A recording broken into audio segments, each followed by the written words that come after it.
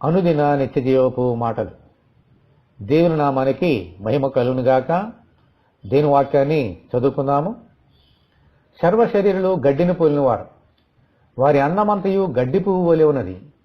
గడ్డి ఎండును, దాని పువ్వును రాలును, అయితే ప్రభు వాక్యము ఎల్లప్పుడూ నిలిచును. మీకు ప్రకటింపబడిన సువార్త ఈ వాక్యమే. పేతురు రాసిన మొదటి పత్రిక 1వ అధ్యాయము 24వ వచనం. చాలామంది సెలబ్రిటీలు తమ ముఖాలు అందముగా కనబడటానికి ప్లాస్టిక్ సర్జరీ చేయించుకుంటున్నారు. సౌందర్యముగా కనబడటానికి ఎన్నెన్నో తాపత్రయాలు పడుతున్నారు.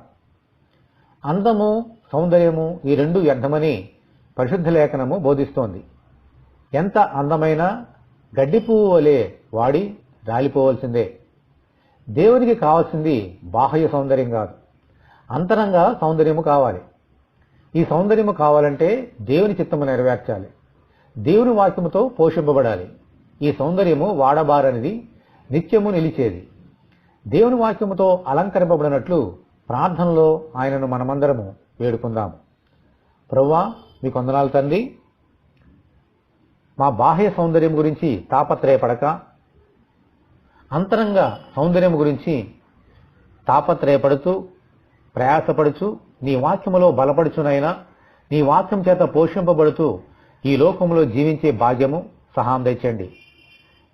పై రూపమును చూసే దేవుడు కాదునైనా, హృదయము చూసే దేవుడు కాబట్టి మా అంతరంగ సౌందర్యాన్ని మేము బలపరచబడినట్లుగా, దానిని పోషించినట్లుగా నీ వాక్యం చేత భద్రంగా కాపాడుకుంటూ నీకు ఇష్టమైన బిడ్డలుగా ఈ లోకంలో జీవించే భాగ్యం మాకు అనుగ్రహించమని, ఈ వాక్యం వింటున్న బిడ్డలందరినీ దీవించమని యేసు అతి పరిశుద్ధమైన నామములో ప్రార్థన చేయుచున్నాము తండ్రి. ఆమెన్. ప్రభు కృప మనకందరికీ తోడేయునుగాక. ఆమెన్. పరిశుద్ధ దేవుని మందిరము.